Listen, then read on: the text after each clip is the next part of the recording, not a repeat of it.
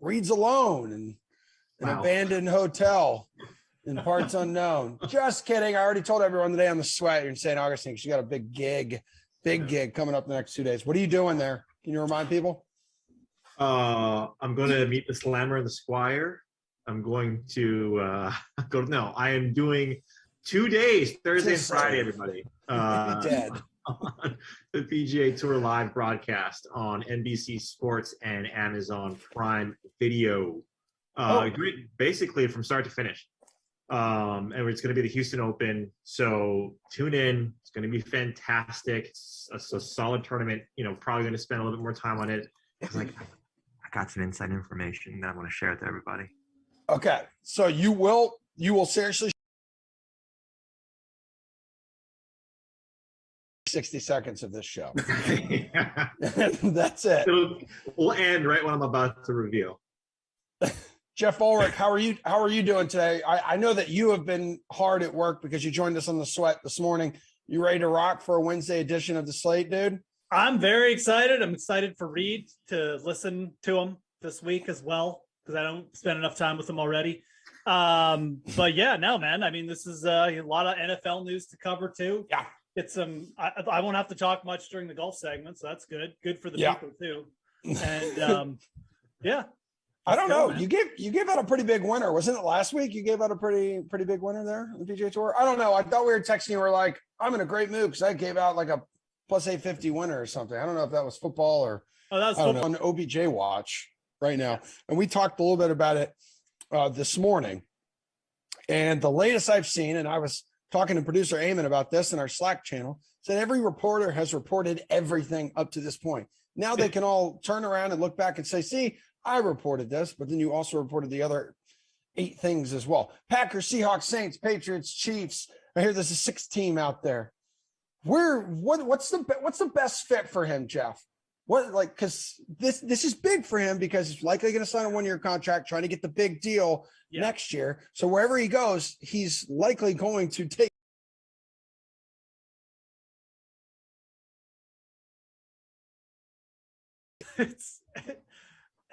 It's kind of a toss-up for me. I do think Green Bay has a little bit of an edge to it over like a Seattle and maybe even over New Orleans. I know in New Orleans is a chance he could just go up and get like 12 targets a game, but like I just don't know if that's going to matter if it's like Simeon and Taysom Hill and they're just running the ball the whole time. I think that spot has a lot of it's not going to be good in the long run. I think it's either the Packers or the Patriots. The Patriots, I think, he could really just develop into like, I mean, look what happened to Randy Moss. Randy Moss, it's funny. People forget. Before Randy Moss went to the Patriots, he was on the Raiders, and he basically did the exact same thing as Beckham. He had 3 years where people were just like, this dude's done. He sucks. Yep. Then he went to the Patriots, and it was like instant, man. This guy is an absolute stud. And I really feel like that turning point is probably going to happen with Odell at some point. Maybe it's the Patriots, man. I don't know. I really think it's between those 2 teams, though. I don't know. Like I was thinking a little bit of that yesterday as I looked back at old like Randy Moss highlights and Reid. Just the biggest difference for me is Mac Jones right now, rookie year, isn't what Tom Brady was in like 2007. Like he's not. That's huge. You have to take that into play. What helped Randy Moss have this like resurgence in New England? Of course, coaching wise, it's probably the best place to be. Right, and this is what we do. Right, is we correlate. Everyone does this, not just in sports, but in life. Where we say because something happened, we correlate it, and then this is the causation. Right, correlation equals causation in a lot of people's minds, and it doesn't really. And Randy Moss talking about one of the most prolific wide receivers that the game has ever seen before all that stuff happened with the Raiders, right, Geoff? Like what he did with the Vikings was amazing, and so we saw that for however long he was there. With the myriad of quarterbacks, and then he had an amazing year with the Patriots. And so I get it, right? Because what I think people are failing to realize too is that OBJ was, it's like, a little over $7 point whatever million that he was getting. And, the cap space, when you look at the cap space, Patriots are at 14, they have a little over $7 million cap space. The Seahawks have 12. And Green Bay said they're essentially going to give them the veteran minimum. I think what OBJ is also trying to do is, I don't know if he likes it right now. He likes all the attention on him right now. He loves it. And this is why he's prolonging it. He probably already knows where he's going. And everyone, they're just like, dotting the I's, crossing the T's right now. But he's prolonging it because he loves this stuff. And why wouldn't you, right? And if you're his team, why wouldn't you get all of this energy around OBJ? Because the stats they don't line up. They don't line up for a guy that should get what he's getting right now with Cleveland. The team that lines up perfectly for him is the Saints, because he'll be a number one guy, and who knows what quarterback they could potentially bring in. And Taysom Hill, granted, he is not Russell Wilson or Aaron Rodgers, not even close. But we saw what he did with Mike Thomas. He peppered him with a million targets, and the Saints are right in the playoff hunt. So I like them there. And it's the Chiefs too, right? The Chiefs are the other team that when you talk about what they specifically need and how they always bring in these type of guys, not just on offense, but on defense as well, right? They bring it into their system, and Andy Reid is confident enough in the culture that he's built and the team that he has that the team is always going to be bigger than OBJ, right? Mahomes, Kelsey, Tyreek Hill, Tyrann Mathieu on the defensive side. It's always going to be bigger than OBJ. And if he looks at that and he wants to make a run with a team, and then also say the reason why this team made a run in the playoffs is because of me, that's the Chiefs or the Saints in my mind right now. That everything kind of lines up, right? Because OBJ is going to be a free agent essentially next year too. And so how do they look at right now? And then furthermore, that is this the team that he could potentially stay with after the next handful of games? And then two, can he be the reason why this team, especially with the Chiefs, get out of their slump? So I think Kansas City and the Saints for me are the two teams that point to OBJ the most. And the obvious bonus is that he's a Louisiana guy, like through and through. From there, LSU, everyone knows that. Damn, I just think about him like a healthy Mike Thomas, healthy Alvin Kamara, a productive, accurate Jameis Winston, like looking at it next year, as you mentioned. But that team's receiving depth is among the league's worst right now. Yep. And I think he could help them too, as long as he realizes, they may not be throwing to me more than just a few times a game, at least right now. He wants money. He wants money. It comes down to, it's not just, I'm going to take the minimum, because what if it doesn't work out, right? What if it doesn't work out in Green Bay? What if it doesn't work out in New England? He wants to get paid too. So you also have to think about that. It's not just about winning for these guys, which we like to think and prognosticate, but these guys, especially in football, and we've seen what happened to OBJ and other players. They get injured and they're not the same. He wants his money. So that's definitely going to be, in my mind, the biggest part of it. The contender, but he wants to get paid. Not going to lie, I'm like a poor man's Adam Schefter. I'm not sure if you saw my tweet yesterday, Geoff. I didn't see your retweet or but went back a couple of years on OBJ's Instagram posts and noticed Davonta Adams, almost 2 years to the day, was like, now let's turn that face mask green. Ooh, he and Davonta Adams, huh? Not too shabby. DK Metcalf said he's like a big brother to me. There you go. That's but I'm looking 2 years ago, bud. Okay. I've done my research. I'm an investigative reporter now. I'm married to an Emmy winner. Yeah. Whatever, dude. Reid says he wants money. Geoff, who are going to spend 1.5 times the money on as your captain on Thursday Night Football? Oh my God. What a segue. That was a pretty quick segue too. It caught me a little bit off guard. I wasn't ready to get off. Oh, wow. Sorry. That's just what we do when these games, go an hour and a half and we have 10 minutes. No, but seriously, if you have anything else OBJ related, have at it. By the way, Josh Reynolds claimed by the Lions. So there's the end of that discussion. All right, well, that's interesting. So, we do. This one's kind of tough just because we don't have the full news on Tua yet.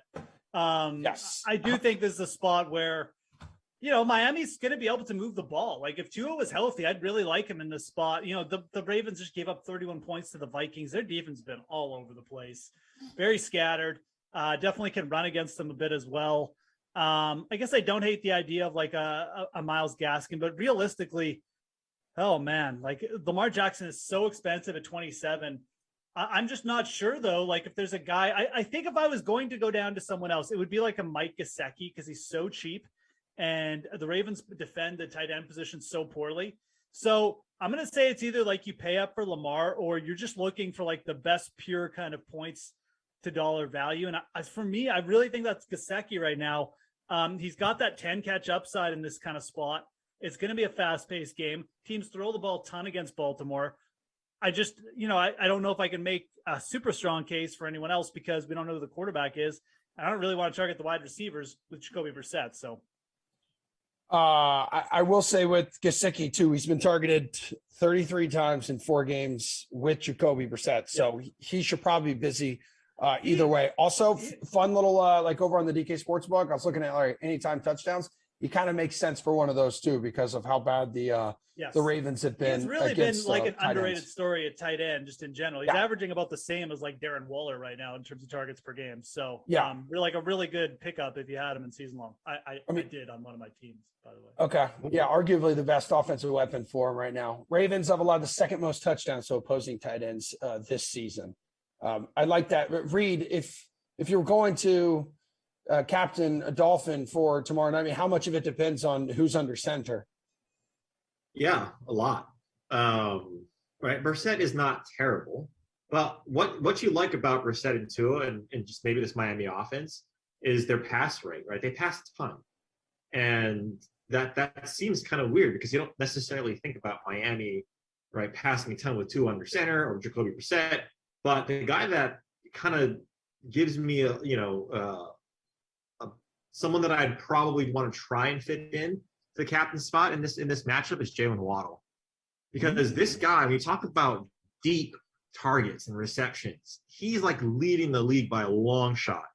And that's what you get with these, right? And Hollywood Brown's on the other side, but I think a lot of stacks are going to be with him, with Hollywood Brown, with Lamar Jackson. I think that's going to be just a ton, right? Because Miami Dolphins are not a good team. They're just not, right? They lost to the Jacksonville Jaguars, but so do the Buffalo Bills. Yeah, exactly. Good point. But like they really haven't beaten anyone, right? Like the Houston Texans. Okay. But you take a look at their last handful of games in these matchups, they've been a positive game script for Jaylen Waddle. 10 targets on 8 receptions and 83 yards. If you add the touchdown in there, right, you're getting a decent amount of leverage off the field because a lot of people are probably going to go Lamar and Hollywood, and then the bring back is going to be most likely a Gesicki or Waddle. If you put in the captain spot, I think that gives you leverage. The other spot that I probably try and go to, which doesn't feel pretty, guys, it doesn't at all, is Davonta Freeman. Like Miami's run defense is bad. It is bad. And Davonta Freeman has been that guy. He looks good, Geoff. He like Emerson. This guy's got some spring in his step. And when you take a look at the last game, right, 13 attempts, he's got 3 targets, right, 16 opportunities, 16.3. He's the guy that they're leaning on. And even if Latavius Murray comes back, it's not Tyson Williams. Davonta Freeman is that guy. And no one's going to want to play him because it's Davonta friggin' Freeman. So those are the 2 guys that I like. You know what? Not a bad point by you. 58% snap count last week, highest of the season from a Baltimore running back, and has been relatively productive since that increased workload as well. What do we? So he scored now in 3 straight while averaging 13.5 DraftKings points per game over that stretch. You can't argue with that, Geoff. It's a pretty good call too for tournaments because it's like the perfect pivot off of Lamar Jackson. Like if Lamar Jackson throws for like 250, maybe 1 touchdown and stays out of the end zone, the rest of the touchdowns are probably going to Davonta Freeman on the ground, right? So it's kind of like the perfect leverage captain's play. I can't disagree there. So yeah, I think you throw him in the pile there of if you're not captaining Lamar, if Tua's out, maybe you think about like Gesicki and Freeman. You got any stacks for this one, Ulrich? Well, okay. I mean, obviously, like Lamar Jackson, Marquise Brown, going to cost you a lot. Sammy Watkins, his status, full practice, so he's probably going to be there. I mean, if he plays, I don't think too many people will be like super on Sammy Watkins, so you could definitely think about that. I'm definitely about fading Marquise Brown in the spot. I mean, he's just too expensive. He's probably like, there is a chance that he just sees low volume. I know he had a monster game last week and he's got 26 targets, but like there's two ways the game can go. Like the game can go similar to how we've seen the last couple of weeks. Either they get in a shootout or maybe they get behind. And I don't know how they're going to get behind Miami, but it could happen. But I think the more likely scenario is they get out in front and he just doesn't see as many targets this week. I don't think he's going to average 12 targets the rest of the year. So I think if you're stacking with Lamar, I don't hate the idea of Mark Andrews, but I think definitely is a spot where you can look to Sammy Watkins, depending on his status. Maybe throw in like a Devin Duvernay and you just go for that 150-yard touchdown. He definitely has the ability. He hasn't done it. Well, I guess he scored twice, but I don't think they've been long touchdowns. But Duvernay is kind of semi-interesting. Unfortunately, with Watkins back, it kind of takes the air out of like the other guys, like the cheaper guys for Baltimore. So Lamar is hard to stack with here. I almost kind of just like going with like Lamar and Davonta Freeman, and you just get your Baltimore exposure there. And just hope they run it in the ground and get a lead. And then that's it. I think that's one of the most likely scenarios. And it kind of gives more credits to Reid's Davonta Freeman pick as a captain. Fowler? Yeah. And then going to your question too, Emerson, I mean, who blitzes more than Baltimore, right? And if it's either two or Jacoby, like they are going to, they're going to be on the run a little bit.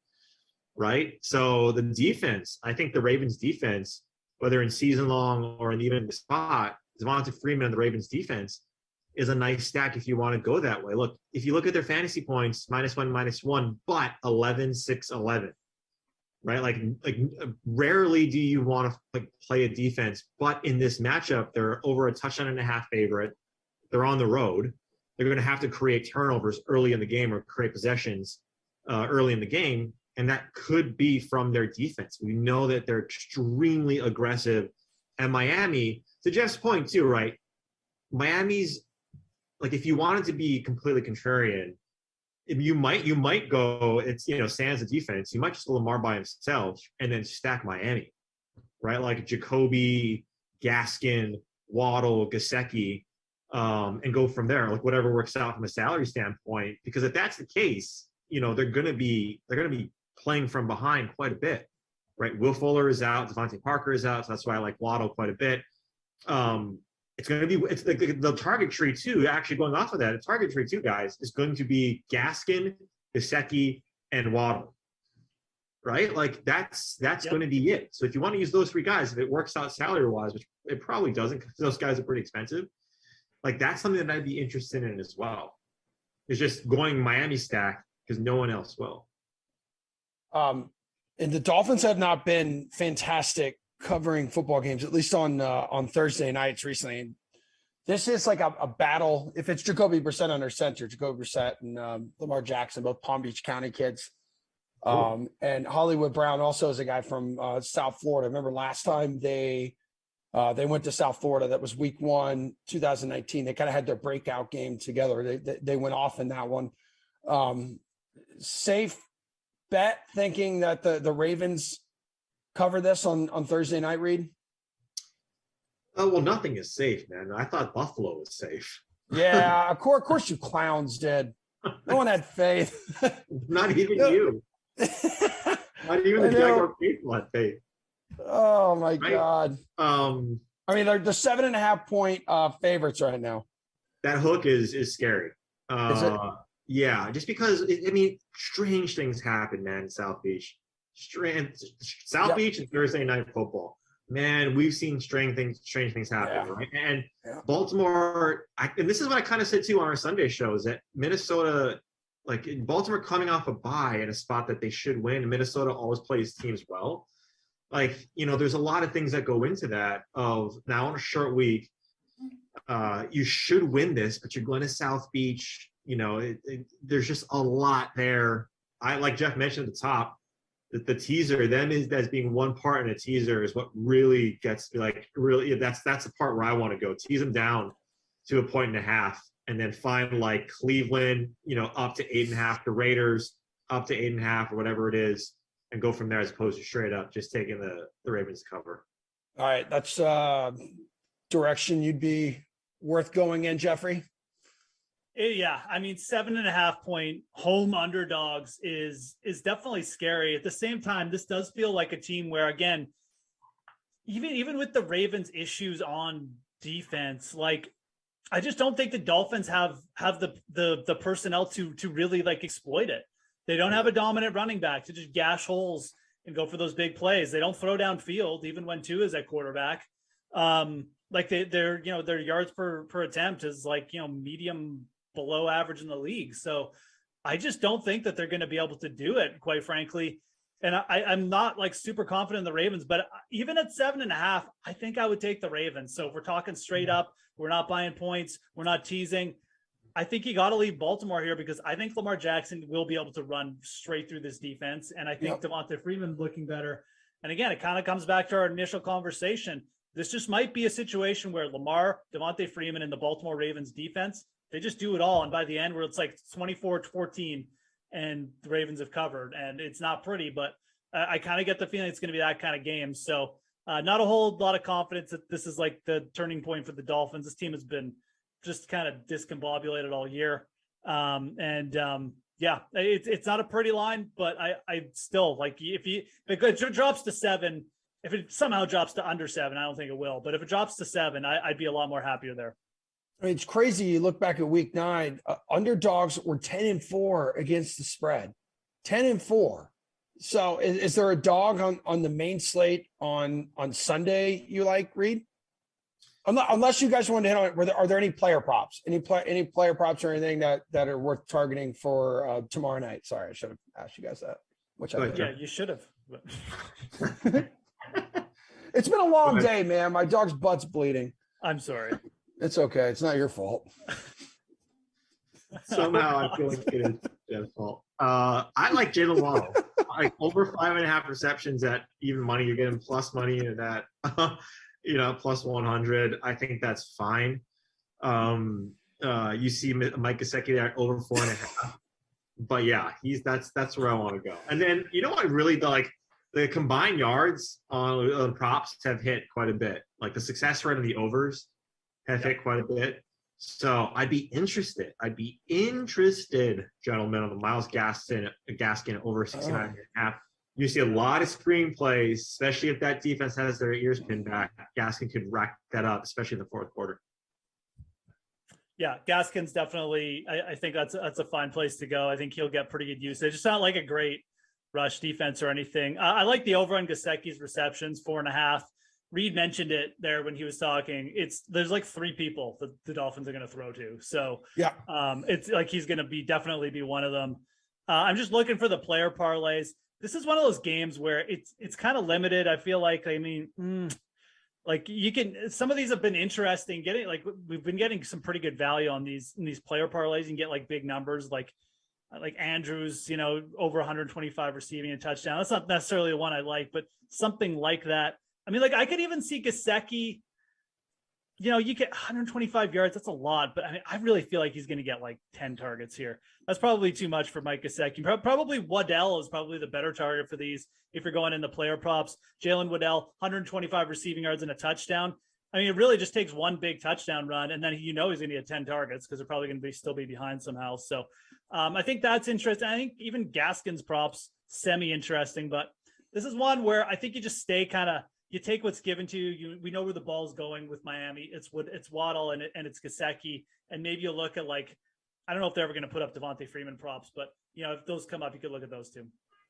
Sammy Watkins should be returning too. I think from that hamstring injury. I know he's questionable. I think he was a full participant at practice this week. Yeah. I could be wrong on that, but Dolphins have given up the second most yards and touchdown to opposing wide receivers this season. So that should be very fun for them. Is there an underdog now to Sunday's main site? Underdog you like? Fowler. They went 10-4 in week 9. I know you mentioned the Browns earlier, and I was kind of feeling the Browns a little bit there. And the reason for that is because you had the Patriots lost to Dallas and New Orleans, and those are 2 teams with top 10 rushing offenses. So I'm thinking this team coming in, and what we saw out of them last week, everyone's like, oh my God, this OBJ drama. And then they just ran all over Cincinnati. Yeah, I mean, you got probably Dearness Johnson is the only guy available, right, for that backfield. That's another one. Well, what's the latest with Chubb? Because he's vaccinated, so we would just need 2 negative tests back to back, right? Is that what I saw him? Or just 2 negative tests? Yeah, just 2 negative tests. Yeah. You would think go back to back, right? Because he's testing every day. Yep. Yeah, I mean, you take a look at the board right now, like nothing really jumps out at me. This is kind of a weird week where I'm not necessarily feeling a specific type of underdog. I mean, to cover right off the bat, the Saints, whenever the Saints are in that, what you want to do with these markets too, what I always try and figure out is, to sell high, buy low, right? And that doesn't necessarily correlate to exactly this, but here's a prime example. Here's a prime game that I'm doing that with. The Saints at plus 2.5, they lose to the Falcons in a last-second field goal by Younghoe, my boy. And I love him. He's great. And Tennessee coming off of another win, another massive win, right? 4 straight against these playoff teams of last year. I'm kind of selling Tennessee high right now, right? I'm selling Tennessee high. The Saints, there's all the stuff. Kamara didn't practice today. There's potentially, they're bringing in people to work out. So is he going to be active for this game? Like Kamara would be a big loss, but I don't think it'll be as big of a loss now that Ingram is there. The Saints have a strong defense. Tannehill's not played well. So if I'm taking an underdog right now, guys, the Saints at plus 2.5, I even don't mind taking them on the money line here at plus 125, especially if Taysom Hill is in. I like that a lot more than Trevor Siemian. So the Saints right now, they're probably the one underdog that I'm buying low on because of last week, and Tennessee selling high because of last week. How about you, Ulrich? Yeah, I mean, look, I'm obviously a big Titans guy, but the Saints are a quality team. And, if that line gets up to 3 or something, or if Kamara somehow misses and it gets up to like 3.5, yeah, I could see it. I don't think you're ever like in a bad spot taking the Saints as like an underdog there. So, but I'm never going to bet against Tennessee because they're my team this year. So, and I have to stick with the brand. I really like Carolina. I mean, I'll say, I think the Panthers are the best underdog play in terms of the spread. 10.5. I mean, I'm sorry, but like PJ Walker, guess what, guys? He's probably an upgraded quarterback. Like you can see, I don't really care what your opinion is on Sam Darnold. I'm pretty sure I'm right here. He's going to be able to move the ball a little bit with his legs. He's played a lot of professional football, XFL. This guy knows how to play, man. Like this isn't college coach too, right? Yeah, absolutely. Look, we've seen backup quarterbacks step in this year and just do the shock thing.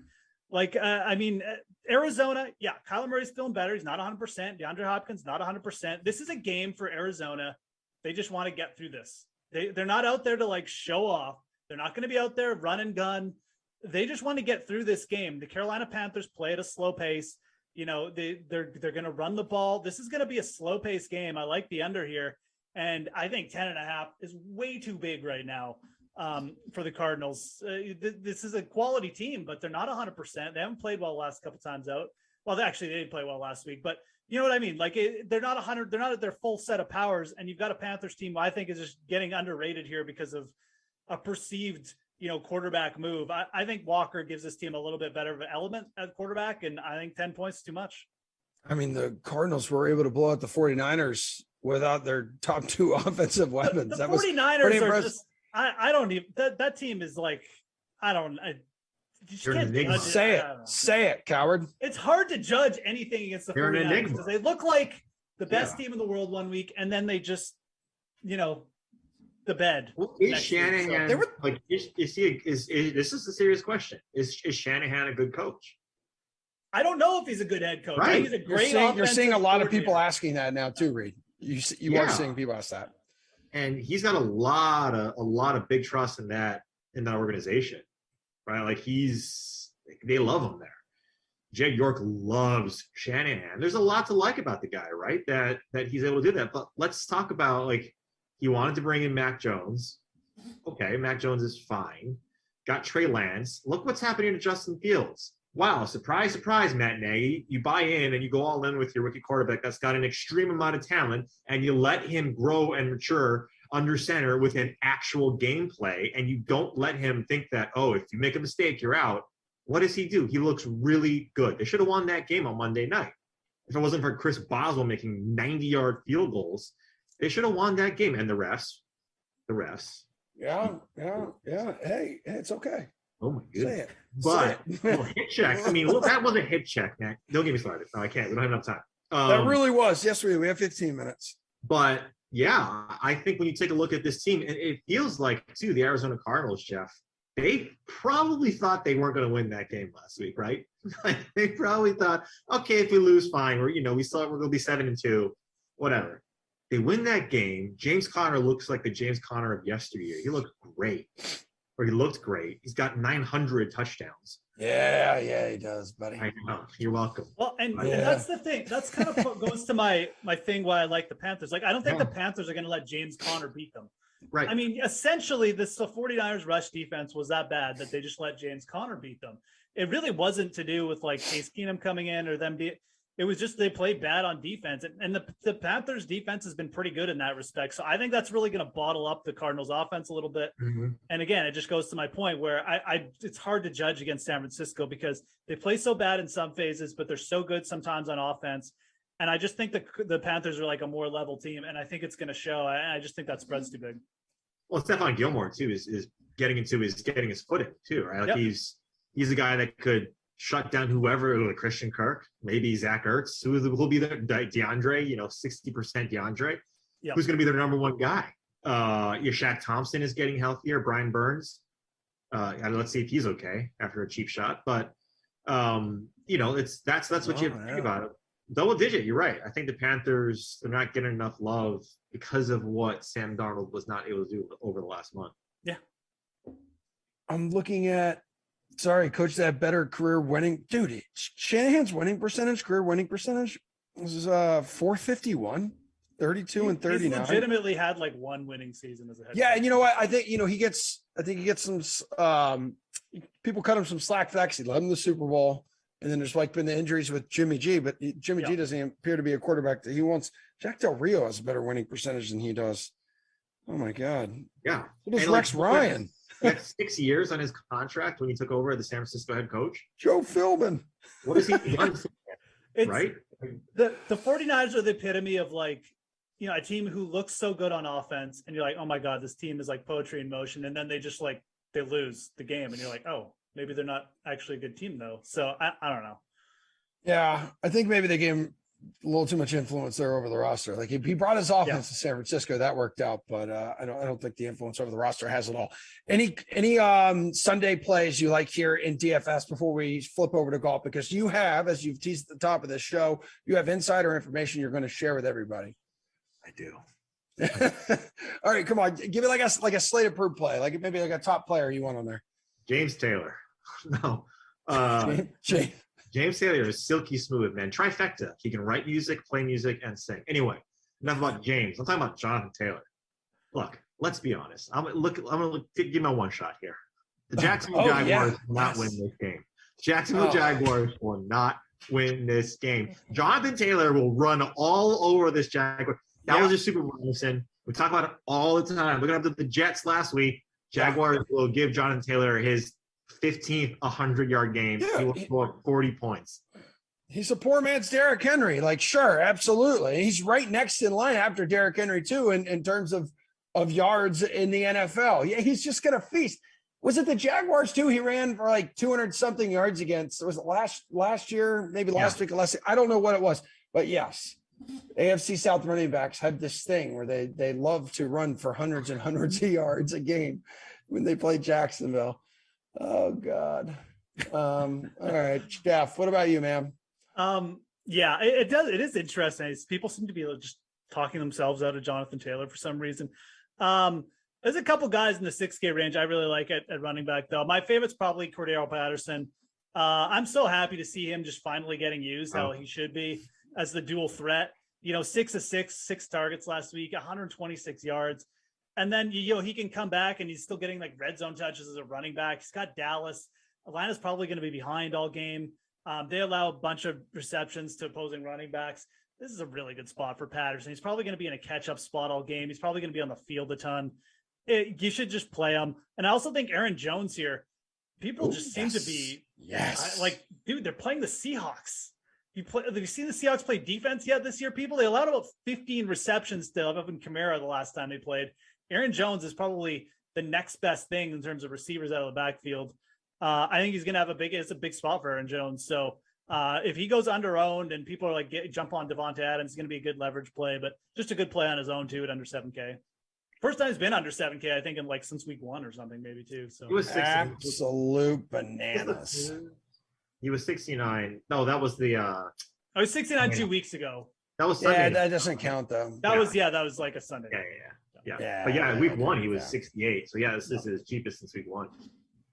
Dudes, it is time now. It is time now to turn the page to dudes who can roll a good meatball.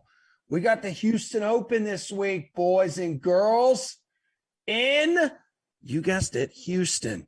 And to cover that, Reid is not in Houston. He's at the home of the World Golf Hall of Fame. Going to be doing a lot of, dude, you're going to be talking.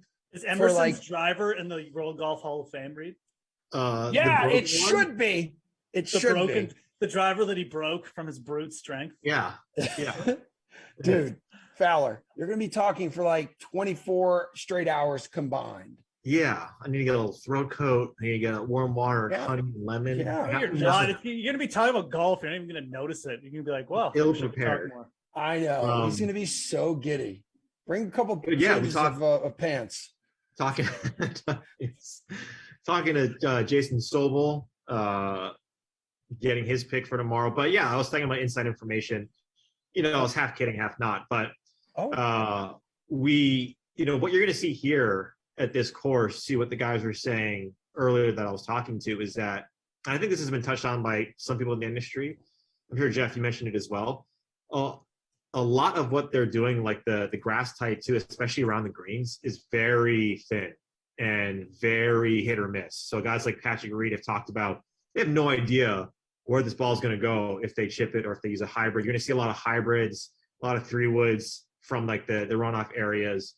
The rough isn't extremely thick, but what you see here, though, this is a second, I believe, tournament in terms of scrambling, second hardest from out of the rough. And where I think that matters is that because it's a long course and you're hitting it out of the rough, even though it's not thick, if you're hitting like a 4-iron out of the rough, 5-iron, unless your name is Geoff Ulrich, you're not going to hit it well, right? You're not going to hit that 5-iron well. And on top of that, you're going to get into a lot of these runoff areas. And if you're not good up and down, strokes in around the green, because look at what Ortiz did last year, he was 70th and off the tee. He was 52nd in approach coming into this, so like the last 12 rounds when he won, but he was 12th in putting, and he gained over 11 strokes short game. Because look, these are large greens, but they're talking about too some of the grass tie. Like there was a freeze that happened in Houston maybe like earlier this year where it got really cold, and the grass hasn't really grown back as well as they anticipated. So again, we talk about the greens look really nice, but some of these other areas that are less manicured, it's going to be touch and go for these guys. And what that means is you need someone that's going to be creative out of these spots. Cam Smith comes to mind, right? Like at plus 1,800, he's someone that can get up and down with the best of them, right? That's the kind of guy like I'm afraid of for like a Terrell Hatton, kind of scares me, right? Sam Burns is fine, but he's at plus 1,200. Oh, that's Geoff's guy. Right? Like Joaquin Neiman at plus 3,000. Maybe it's a little too short. Like I want these guys that are a little bit tested, right? I think Matt McNeely is nice. I think he's got a little grind to him. Leishman is fine. Like I really like Leishman, Shane Lowry. That's the type of player that I want, because based on what these guys are saying, it's going to be difficult. Like this course is going to play more difficult than I think we're initially anticipating, because it's only the second time where we've seen it so far. Ulrich, you hear that inside information that Reid T. Fowler just shared with us and shared with everyone watching this show right now. And you think now you are going to be targeting who? Does that change your mind at all? It doesn't necessarily like change my mind, because I definitely figured it was, I thought it was going to play tough. I think that's good info. It just lends more to the idea that it's going to be a tough tee to green week. Like you've got to bring the all around game. You can't just, necessarily hit it far or something like that. But this does lend more credence to a guy I think is probably going a little bit under the radar this week. And he's from South Africa. He's got a crazy last name, but he's not Louis Oosthuizen. Christian Bezuidenhout. Oh, easy. Christian Bezuidenhout, folks. This guy is number one in putting, strokes gained putting. He's absolutely a maestro around the greens. He's won at Yeah. Valderrama, which is well known as the hardest golf course in the world. Played well last week. Very talented player. He's won, I think, 3 or 4 times in the European. He won twice, like last January in a row, basically. This guy can get it done. T3 in the Corn Ferry Tour Finals about a month and a half ago. He's plus 4,500 there. I don't mind that at all. If this is going to be like a grind it out, I'm telling you, man, there's nobody better at it than this dude. Very, very talented young player. And I think this course is going to set up really well for him if it's going to play just like Reid said. So that's the guy that came to mind first when Reid started talking. I tweeted this out too earlier, guys, that there have been since 2016, of like these long par 70s, right? Over 7,400 yards. This course, Memorial Park, is one of 5. The other 4 are majors. So when you take a look at that, and we've seen Bezuidenhout, at the top of leaderboards at majors because he has that game, right? And it's also mentality-wise that are you okay with, I think Ortiz only had 8 birdies, really, last year or around there, right? 8 or 10 birdies. I know I finished at 13 under. So that's what you have to do. I don't think he bogeyed at all as well. I might be wrong, but I feel like that's the game that she wants. Another cool stat too. I think this is the 15th hole at par 5. It's the second hardest non-major par 5 on tour. And then it follows what makes it hard? It's just I think there's a lot of water around there. There's not a lot of bunker. Okay. And I think lot of it, what they've done, right, it's just these runoff. The fairways all feed to these hazard areas too, right? The greens feed off. They're like bowls and they feed off to these runoff areas. So if you don't hit it well, like Geoff was saying, tee to green, if you're not precise with your tee shot, then it could run off into these areas. And there's some holes too that if you miss it short side, especially where the pin placement is, it could roll all the way into the water. And even if you hit a good shot and that it goes into the water. I was just gonna say, are you punished for good shots like that? Those are difficult courses. It's like playing Newton Com around here. Like you hit a straight drive because it's built on the side of a mountain, it's gone. Yeah, and that's going to make the difference, I think. And who better, right, than guys like CB, the players who've kind of made that their game. They can get up and down. Maybe they hit it into the water and then they save par or save bogey because they're so good around the greens, right? Those are the guys who thrive in these kind of situations. Patrick Reed's similar. He's made a career out of it. I think Bezuidenhout, very similar player. So that was the first guy that came to mind. It's one of the guys I had in my mind at the start of the week, but the more info I get about this course, I do like his chances this week. All right. Anybody got a minute left in the show? Anybody else you want to throw out there to everything? Okay. I got one. I got a guy.